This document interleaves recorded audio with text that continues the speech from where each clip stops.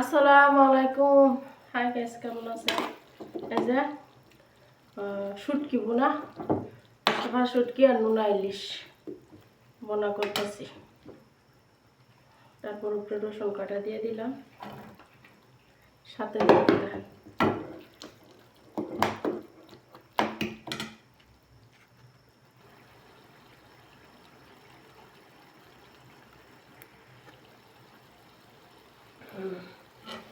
রান্না বাড়া যে কষ্ট রে বোন, ঝামেলা ঝামেলা ভাইয়েরা বোনেরা আপুরা। এই যে শুটকি বোনাটা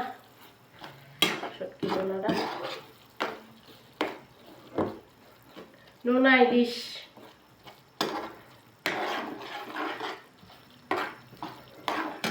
কাঁচা একটু রসুন দিয়ে দিলাম, ধনের পাতা দিয়ে দিলাম। আমি শুটকি বোনা ধনিয়ার পাতা দিই, ভালো লাগে ধনিয়ার পাতা দিলে।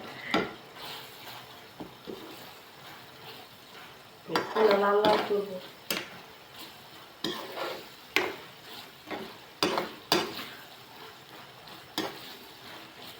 সেই সাথে সিঙ্গেল